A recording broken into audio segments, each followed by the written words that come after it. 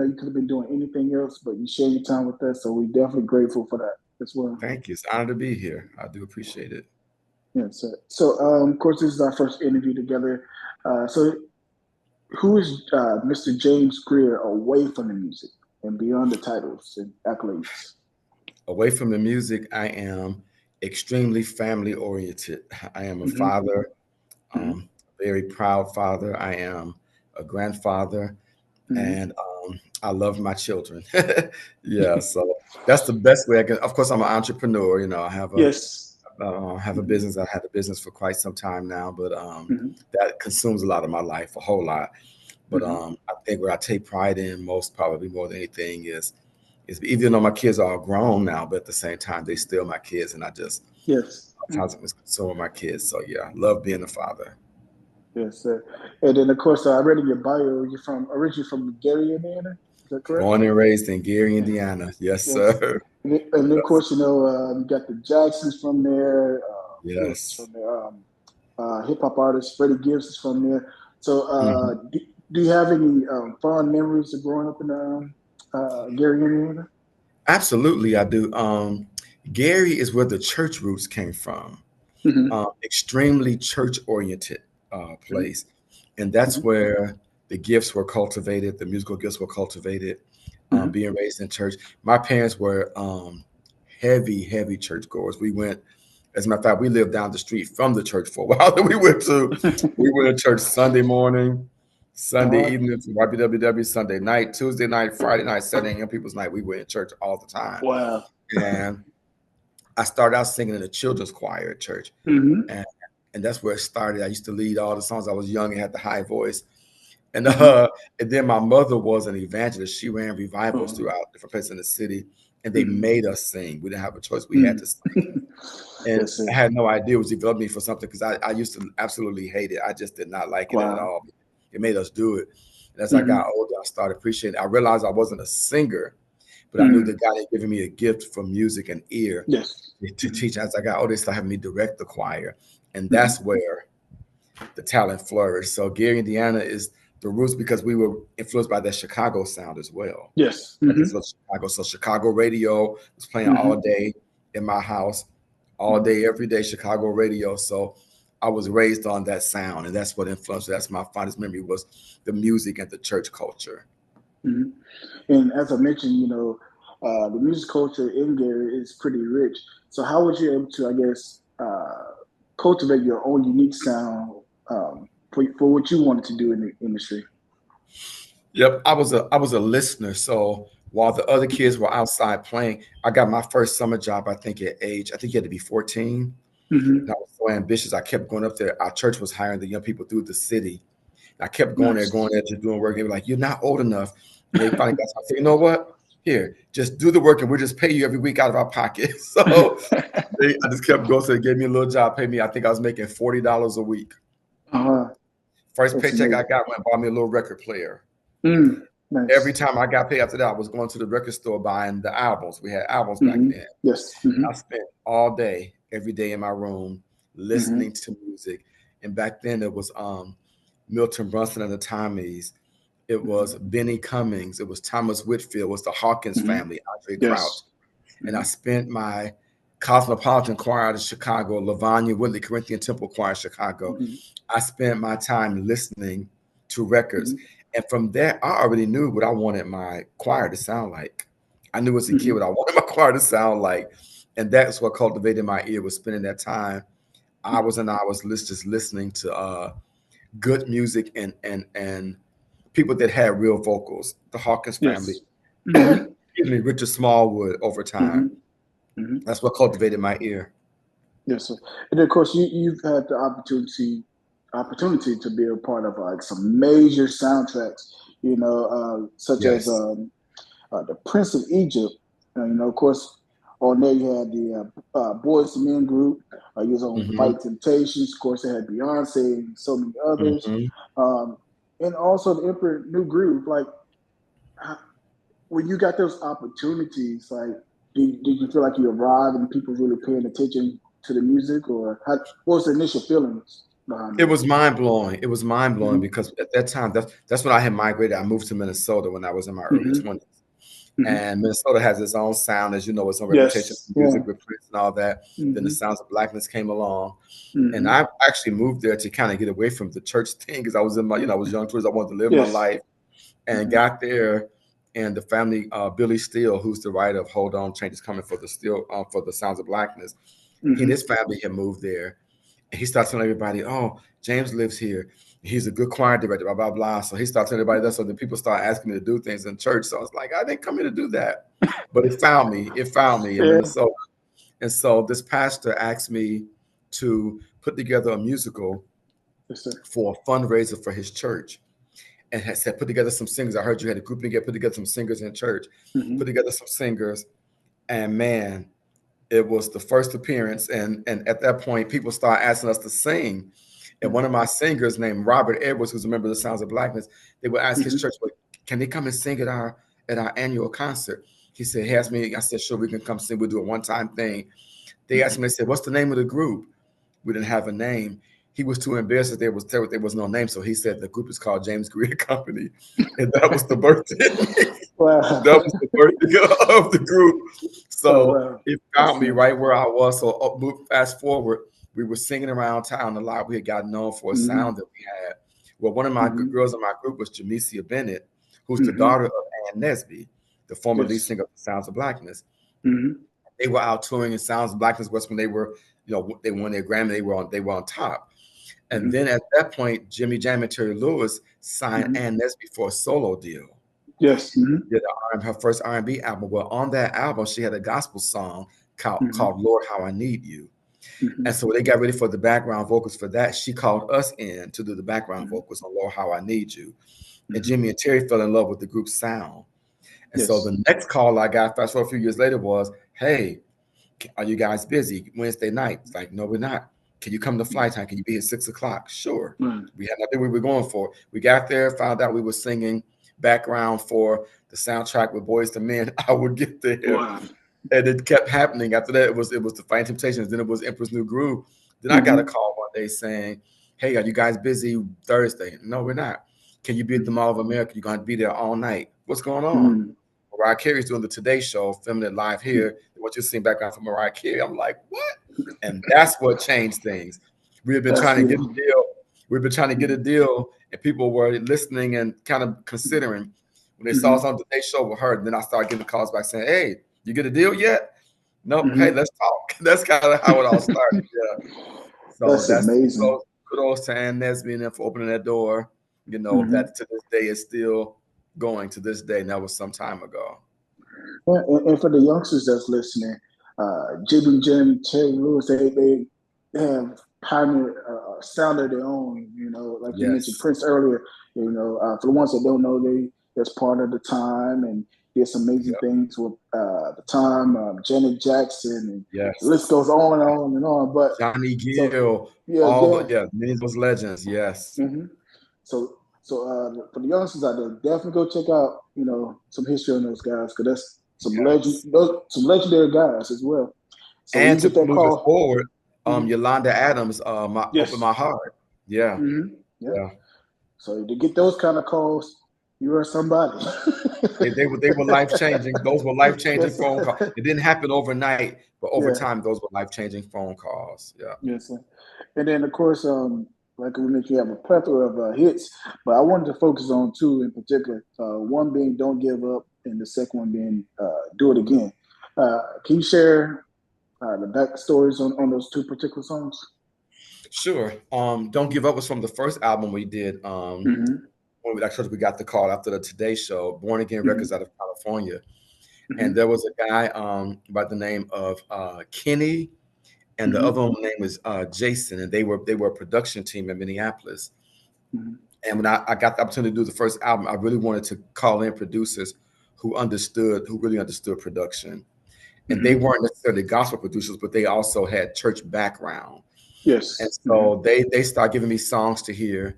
My Mm-hmm. dog is distracting me. I just want her to leave me alone It's, right now. That's why you see me moving. it's, I should have put it's, her up. it's all good.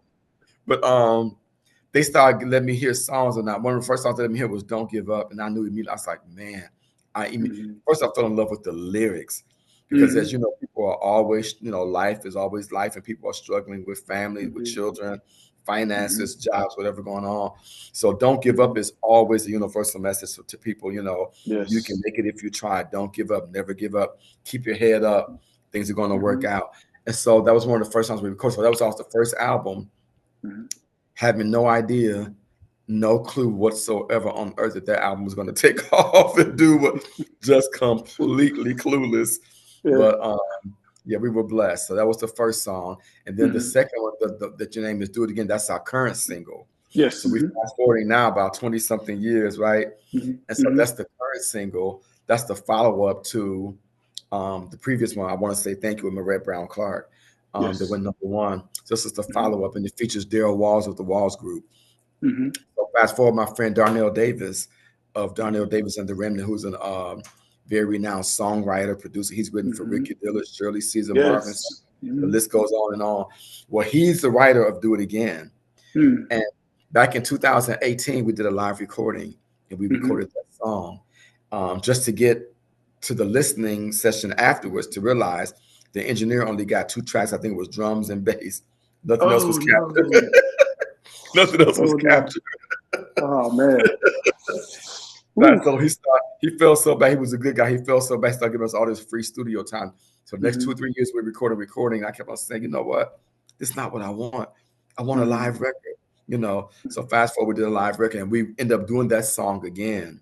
Do it Mm-hmm. again, not Mm-hmm. knowing this would be the song that would be chosen as the first single off this project. But that's the history of that song. It's written by Darnell Davis, and it Mm-hmm. features Dale Walls, who did an impeccable job on it. Yes, indeed. Uh, I guess like what is the process that you use to like determine which song is going to be the actual single that you release? Usually, so even the process of just choosing songs, period, it has to Mm-hmm. speak to me. It has to have a message. Mm-hmm. A song it can have the best beat and the best, but it's got to say something. It's got to have substance. It has to Yes. be able to speak to people, to the Mm-hmm. list. When people hear a song, it needs to resonate, and that usually happens by lyrics and by Mm-hmm. saying something that they can relate to. And we're in a time now that people really need all the positivity we can get because Yes, sir. with what's going on in politics and Mm-hmm. the things happening in the world, and it's a tough time. People are struggling financially. The drug epidemic. Mm-hmm. It's a rough time we're living in. So people need to Yes. hear something uplifting, something that will get them through the next day. And "Do It Again." When I first heard that song, it spoke to me in such a way because we can all relate to having a time in our lives that we struggle with something or someone. We were in a bad place, and God brought us out. We prayed. We did what we need to do. God brought us out. And then we look up, we find ourselves in another situation. Mm-hmm. So this song is speaking to, well, I was in a bad situation before. It felt hopeless. I Mm-hmm. didn't see how I was going to come out of it. You brought me out. Well, the same God that did it before, he's able, he's willing, he's God, and he can do it again. That's what that Mm-hmm. song is simply saying. God, you did it before. I just need you to do it again. And that song Mm-hmm. spoke to me. And so Mm-hmm. when I'm picking a single, it needs to be something that when the listener hear it, it can speak to Mm-hmm. them. It can get them through this day, to give them hope for the next day, to know that God is still God and his word is still his word. His word is still true. His word cannot return to him void. It has to do what it said it would do. And I want them to hear a message. And that song had a strong message that ministered to me. And I knew that it would touch the hearts of other people. And thank God that's exactly what it's doing. Yes, sir. And of course, you write, you've written like many records and released a lot of records. So, like, what's the main message that you want to convey with the music? The main thing I want people to understand the reality of who God is.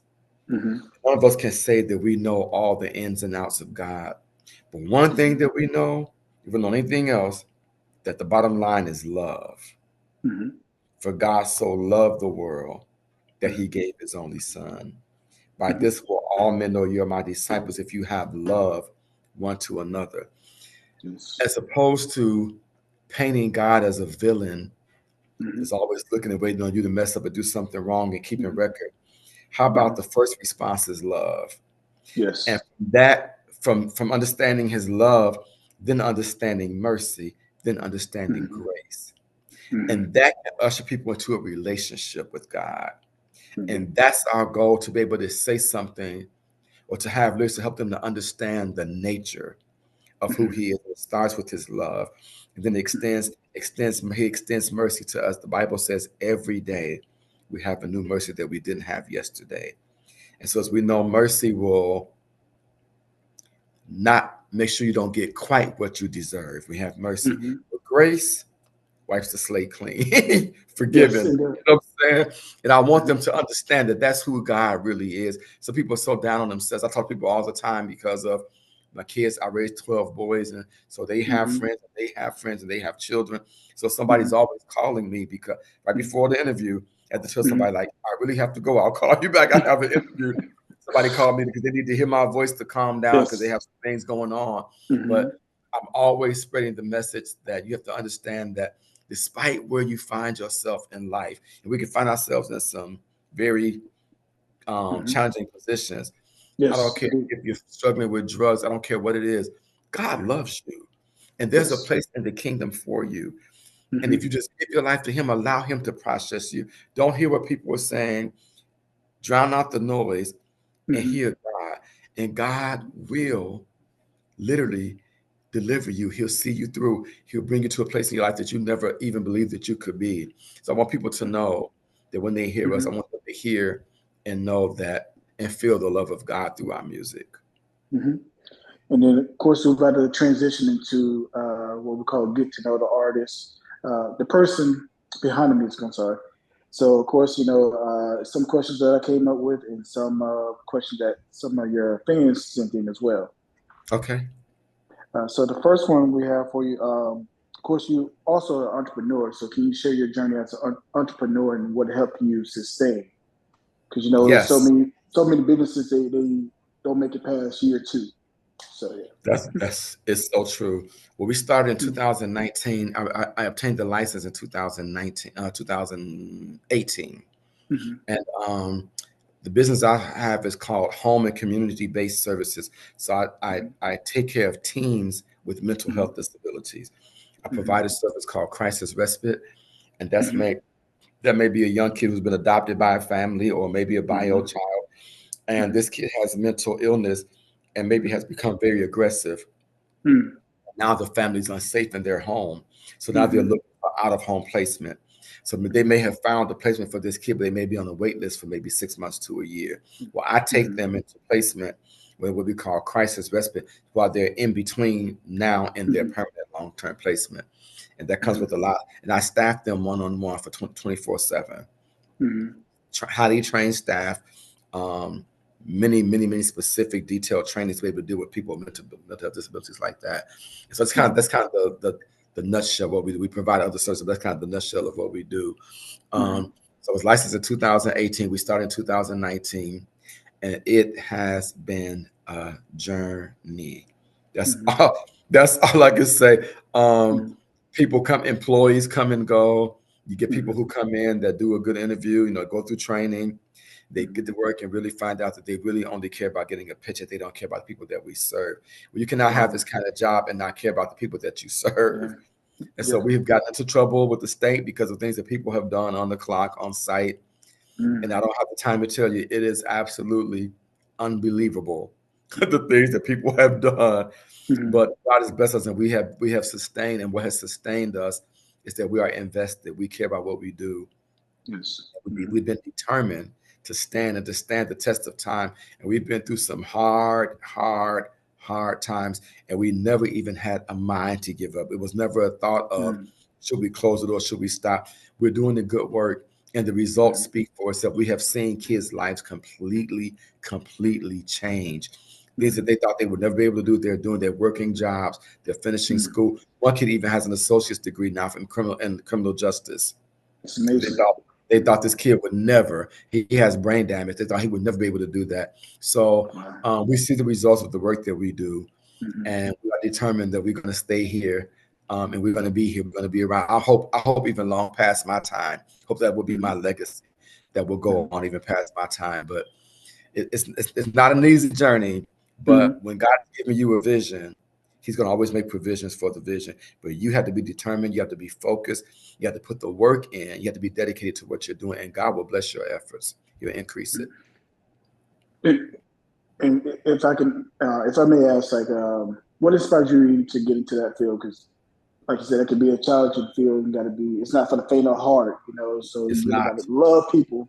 Not. So, Yes. yeah. Well, my mom was a foster parent. Mm-hmm. After we were all grown, my mom moved to Minnesota, ended up moving to Minnesota where I was, and she was trying to figure out how to go get a job. I'm like, you've always been a housewife. I don't know, why would you want to go get a job? I want to get a Mm-hmm. job so I Yeah. can have money. I said, you know what you should do? You should be a foster parent. I said, you're the best Mm-hmm. mother anybody could ever dream of having. And the love you have in your heart, some kid could Mm-hmm. benefit from that love. She did Mm-hmm. that. We ended up living Yes. in the house together. Fast forward Mm-hmm. some years, 10 years later or so, my mom had a stroke and was So, unable to care for. They had to come move the kids. They mm-hmm. start calling me, saying the kids were asking for me and crying for me. I'm like, why are they asking for Wow. me? My mom. They said, well, we would love to license you. I was like, I have my own, so I'm a single parent. I got one Yeah. kid. I'm going to work. I'm trying to raise my own. No, I just, it's like we're Mm-hmm. trying to tell you, Mr. Greer, you have it. These kids had a Mm-hmm. connection with you.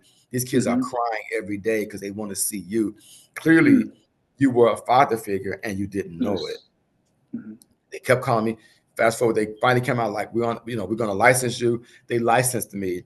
They kept calling me to Mm-hmm. take kids. I kept saying no. Fast forward 3 years later, after I was licensed, they called. They Mm-hmm. got to know me. They called one day and said, "Listen, we have a sibling set of three, two Mm-hmm. boys and a girl. They've been kicked out of every home every week because of their behavior. We're on our way. We'll Wow. be there in 20 minutes." I was like, and they hung up the phone. 20 minutes they were Mm-hmm. at my house with the kids, and boy, within a month or two, the schools were writing them saying, "What's going on? These kids are coming to Mm-hmm. school looking good. Their behaviors have changed. They're crying to get home to their dad every day. What's happening? Where are they?" And I got labeled for taking hard kids with behaviors. Mm-hmm. Fast forward 30 years later, after Mm-hmm. I've adopted eight, raised a bunch of kids, they kept calling me for difficult kids. By this time, I'm really burned out, saying, "Listen, I have no more gas. I've been doing this for 30 years." This social worker started crying on the phone, saying, "You're Mm-hmm. the only one who takes them, who Mm-hmm. loves them, get results. They come in your home and they settle and they stay." She said, "Why don't you get a license where you get somebody in there, a person to come in and relieve you and help you?" Mm-hmm. I said, "I don't know how." She said, "I promise you, you can go online and get a license," what she said, "and get a person to come in and help you." What she said, "You never take breaks, you never take vacations, you can get help." I went and started applying for their license. 30 days I spent on my laptop applying for their license. Got done, laughing at myself, thinking I know what I was doing. People Mm-hmm. had tried like for a year or two to get the license, couldn't get it. I submitted their license. In 7 business days, my license was approved. So I Wow. knew it was God, nothing but Yeah, God. that's favor. Yeah. Yes, Mm-hmm. the word got around. Fast forward a little bit, the word got around that I had that license to the counties, not knowing that I had built a reputation for taking hard kids. And when they found I had that license, referrals started coming left and right. A year and a half later, I had 100 full-time employees. Wow. That's beautiful. It That's was meant beautiful. for me just to get some help at home. Turned to Yes. a whole full-blown, it's a full-blown functioning agency now that provides Wow. a list of services. Mm-hmm. I have people that work for me who have master's degrees in social services and who are therapists, and Mm-hmm. it's a whole agency. So nothing but God. Indeed. And then, of Yes. course, you mentioned, if I'm not mistaken, you mentioned that you have your own children, so as well, right? Yes. Okay. So how, of course, you have your own children. Then, of course, you basically adopted Uh-huh. these other children. Um, how has like being a parent helped you? I guess help shape who you are today. Should I say? It helped a lot. My son Mm-hmm. always says to me, "Thank you so much, Dad." The different boys, "Thank you so much, Dad. Mm-hmm. You saved our lives. You took us out of bad situations." I'm like, little do you all know, you saved my life too, because I was young and on my way over to the wild side. But I had been in church all my life, and I was kind of over Yeah. at that stage in my life, and I came to Minnesota to Yeah. get away from it, and it found Mm-hmm. me right in Minnesota. But becoming a parent settled me. But what it also Mm-hmm. did, it kept me connected to reality. Because to Mm-hmm. be honest, a lot of artists, they become artists and they get some success, They get caught up in that life and Yes. a certain, well, being grounded, Mm-hmm. seeing reality, watching kids come from environments where both parents were drug addicts. Some one kid was taken because they watched their mom and her boyfriend murder somebody in front of them. These kids came Wow. from all kind of background, being being beaten, being Mm-hmm. molested, being left Mm-hmm. alone with the newborn baby for weeks at a time because mom was on drugs. They were no more than 6 or 7 years old, having to fend for Wow. themselves for weeks, and then going to foster homes where they were sexually abused, verbally Jesus. abused, physically abused. Now to come into a loving environment where they felt safe and they felt loved. I Mm-hmm. had so much purpose in that. And that kept me grounded to real life, everyday reality. So going to the Mm-hmm. Stella Awards once a year, Mm-hmm. it was a wonderful thing, but it didn't get to my head because I came back to reality every day. In Yes. reality, there are real issues out here people are dealing with every day that's Mm-hmm. big. Talking about a Stella Award. Thank God for the Stella Awards. Just got the notification day we made the first round. I'm Yes. super excited. Congratulations. Yeah. But thank you. But there are Mm-hmm. other things that were just more important to me. That's Mm-hmm. why I went 13 years without a record. Didn't realize that much time had gone by. The kids were Mm-hmm. reaching the teen years. I had to Mm-hmm. be home with my Crucial kids. years. That's crucial years. Yeah. I couldn't be on the road when my kids Mm-hmm. are 14, 15, 16, and that going through Mm-hmm. changes. I just couldn't do it. I looked up time, so much time had gone by. I thought I was done. I hadn't even thought about another record. I thought I was done. But look how God is. You're obedient. You do what He calls you to do. The Mm-hmm. first song we put out after those 13 years, I thought it would take me at least 2 albums to even people recognize I was back or trying to, comebacks don't usually work. The first song we put out after 13 years went number one, the biggest song I ever had in all these Mm-hmm. years.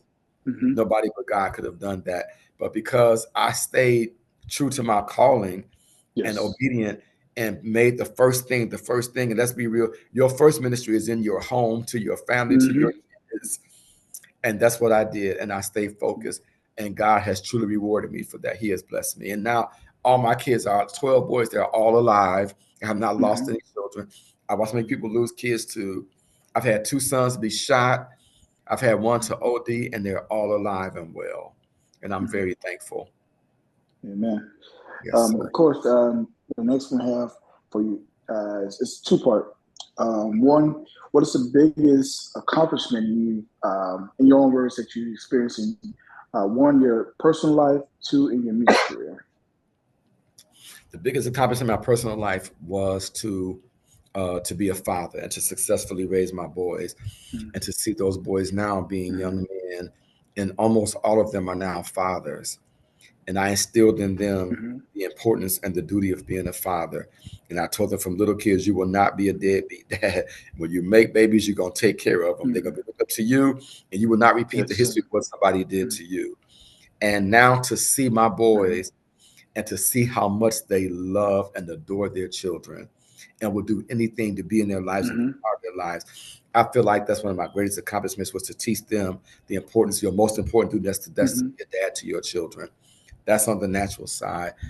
Music, I would say Then the next one, go ahead, I'm sorry. no, no, sorry, sorry.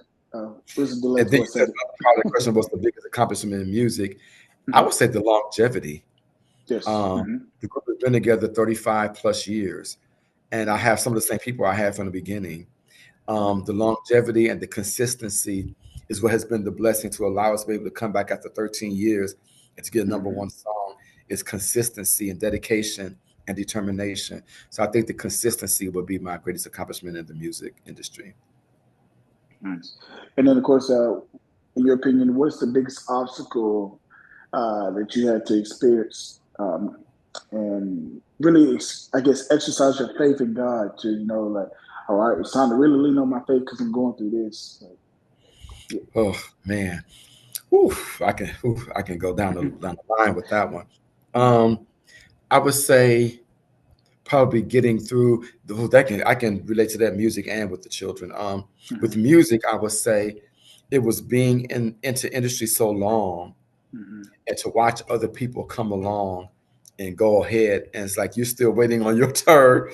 I raised some kids, like I raised a young man that was in my home that had the dream he wanted to sing and wanted to be a singer, and I would talk to him and process through him, put him in my group for a while. And next thing you know, he took off and started a group and became the R&B group next and sold 10 million records on Wow. Boston all over the world. Yeah, yeah. Like, I'm still sitting here trying to get a record deal. But but to watch people that I nurtured to go ahead and be Mhm, successful, and then kind of feeling like forgotten about. Now, mind you, there's a difference. Never jealous, never mhm, envious, because I mhm, always celebrated, I always supported, I was always by his mhm, side. But mhm, sometimes I felt like, but I've been doing this since I was a kid. My first album came out when I was 19 years old. I had just got out of high mhm, school. I've been doing this since I mhm, was a kid. Here they come, they go, they sell me. I was like, is it ever going to be my turn? But mhm, continue to love, continue to support, not living in a spirit of jealousy and hatred and envy, mhm, not in that space at all. But mhm, that was an obstacle for me. That was hard to watch other people go ahead. But I did it. I did it with. I asked, my prayer was always, God, let my heart always be pure. Let mhm, my hands be clean, and mhm. that was a big obstacle for me. But over time, God allowed my day to come, and for me to be able to experience the Indeed. same thing. Absolutely. Mhm, So that was a big obstacle, but I overcame it by continue to love, continue to mhm, trust and believe God. Because He promised me some things. I had not seen mhm, those things come to pass yet, but I kept my mhm, faith. I did not lose faith. I kept believing, and I kept mhm. working towards it. And I did watch Him do it. Yes. And we're almost out of here. One of your fans want to know, what is your most requested song we can go out and minister to the people? I'm gonna say, let's see, that's a couple. Let me think. Which one would I say is the most requested? Ooh, that's because people were, they would send me messages today about when you're gonna go back and sing some of our older favorite songs. It used to be "There's Power in His Name," the cover that we did. Hmm. That Flunder did it. That would used to be the most requested song. I Hmm. think now it is "I Want to Say Thank You." Hmm. Okay, Yes. that's Yeah. that's a beautiful song too. Thank you. Um, let's see. And, do you have like a memorable performance of your career so far? There are a few. Hmm. Um, One that I think was very memorable was, I can't remember what year it was. That's when we used to have the Gospel Music Workshop of America, and they Hmm. had the Excellence Awards back then. And Hmm.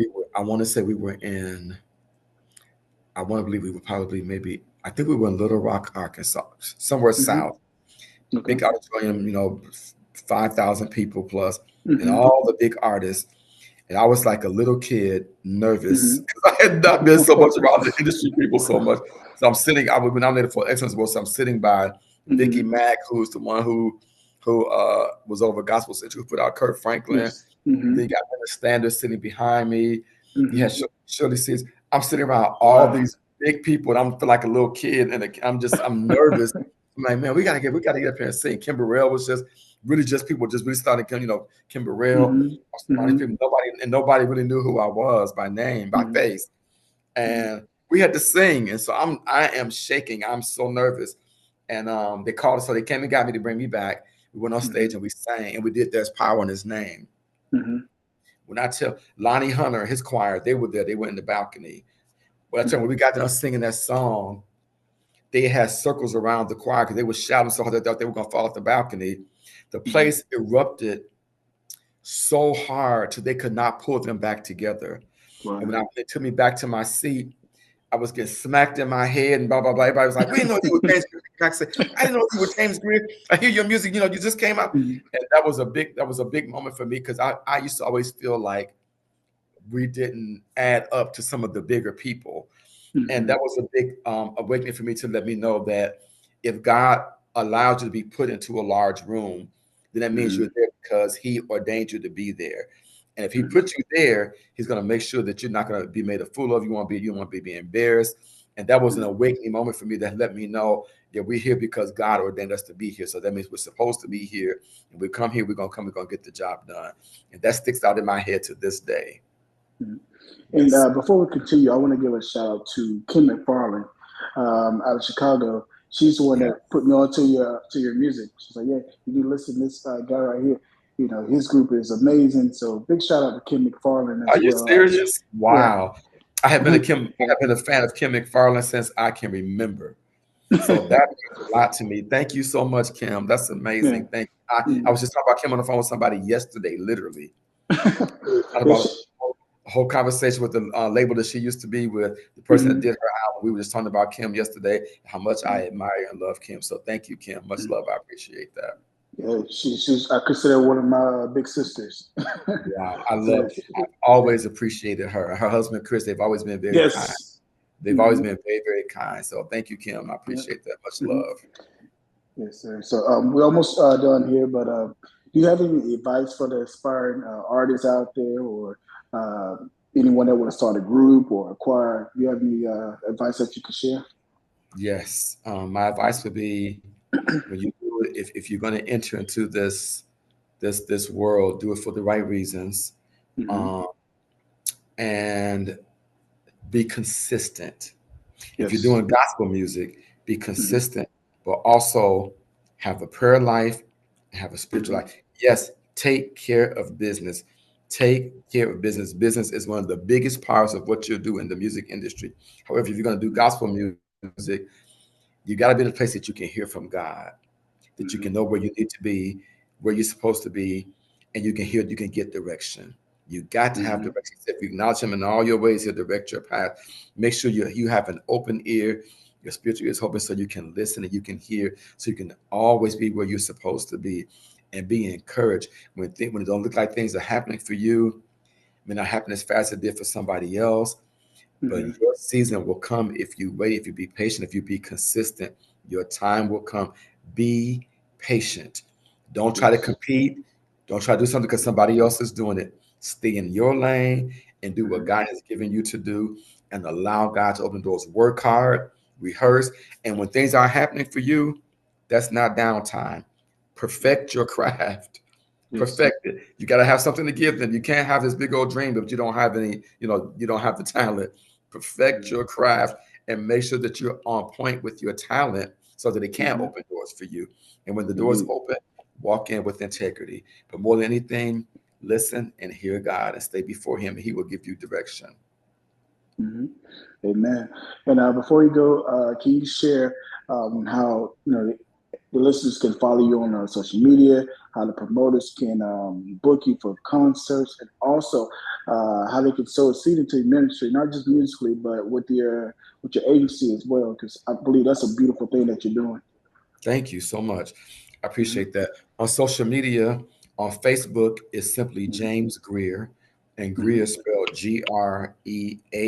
So many people think that it's EER. It's Yeah. Grear. On Instagram, it's James underscore Greer, Hmm. Hmm. Grear. And I am very responsive. If you DM me, if you inbox me, I look at them, I respond to them. For bookings, they can email me, and that's a Hmm. simple. It's James Greer. Once again, Grear, the Hmm. number 9 at gmail.com. And I would Hmm. love to hear from you. Cash App is my agency is called Thrive Youth Services. So my Cash App is simply $ Thrive Youth Services. Hmm. Guys, we're joined by the legend himself, James Thank Greer of you. James Greer and Company. Thank you so Keep it much. locked here on the Ontario ReShard Show. Coming up, we have Do It Again right about now.